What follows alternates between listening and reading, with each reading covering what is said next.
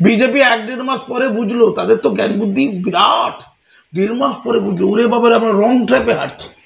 We want justice, ওদের slogan, ওটা বলাই যাবে না। আর কোনো স্লোগান হয় না নাকি? ওইটি বলতে হবে, যেটা ওই সিঙ্গাল পরে ওটা তো কে ভণ্ডামি হচ্ছে। আমরা তো জানি মাহাতোরা ভণ্ডামি করছে, পুরো ফুল ভণ্ডামি, 100% ভণ্ডামি হচ্ছে। কার কার ক্ষতি হচ্ছে? ওই আবেগ, যারা খাবার দিয়ে চলে, যে বৃদ্ধা শিঙি মাছ রান্না করে নিয়ে গিয়েছিল ওই ওই স্বাস্থ্য ভবনের সামনে, ওদের খাওয়াবার জন্য শিঙি মাছ, ওরা প্রচুর খাবার পেয়েছে, 4-5 গুণ যা দরকার, আর টাকা পেয়েছে গোটা পৃথিবী থেকে। ইউরোতে দিয়েছে, ডলারে দিয়েছে, বড় বড় ডাক্তাররা পৃথিবীর অন্য জায়গায়, তারা সলিডারিটি ইংরেজি ভাষা তারা জানাচ্ছে যে আমি লড়াই করতে পারছি না, মিছিলে হাঁটতে পারছি, টাকা তোমাদের দিচ্ছি, তোমরা গণনার টাকা নিয়ে যাও। বিপুল টাকা, কি বলছে 4.5 কোটি টাকা নাকি ওদের নির্দিষ্ট অ্যাকাউন্টে গেছে, কিন্তু তার বাইরে কিউআর কোডে আমি বলছি 50-60 লাখ কোটি টাকা যেতে পারে। কিন্তু আমার চোখের সামনে ক্যাশ টাকা 1 ঘন্টা 10 মিনিটের মধ্যে লক্ষাধিক ক্যাশ টাকা উঠে গেল চোখের সামনে, কলকাতা মেডিকেল কলেজ।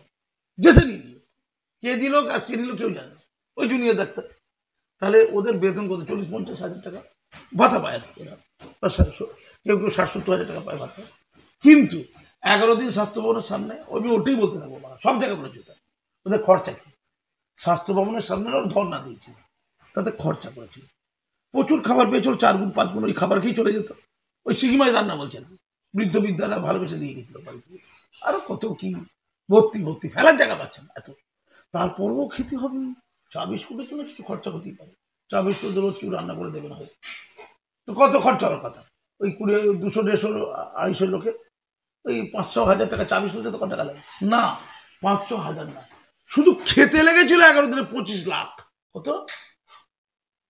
প্যান্ডেল করতে একটা ছোটখাটো প্যান্ডেল হবে, পয়সা করে লোকের দাম 10,000-15,000 টাকার প্যান্ডেল হবে না, 25 লাখ টাকার প্যান্ডেল, 25 লাখের প্যান্ডেল, 25 লাখের খাওয়া দাওয়া। অত খাওয়া দাওয়া পাওয়ার পর 5 স্টার হোটেল তো পশ্চিমবঙ্গে যা আছে চলবে না, ওটা 7 স্টার হোটেল খাওয়া ফুর্তি।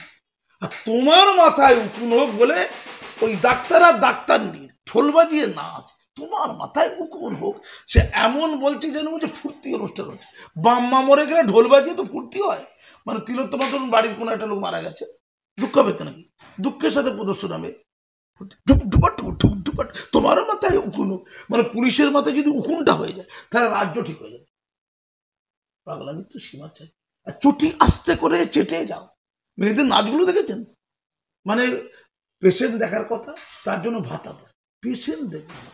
আচ্ছা, পেশেন্টগুলো দেখে নিয়ে ফাঁকা টাইম তো 2-3 ঘন্টা বিশ্রামের জন্য থাকে, সেই সময় গিয়ে একটু ধর্ণা দিলাম, বিক্ষোভ করলাম, করতেই পারে না, পেশেন্ট দেখবে না।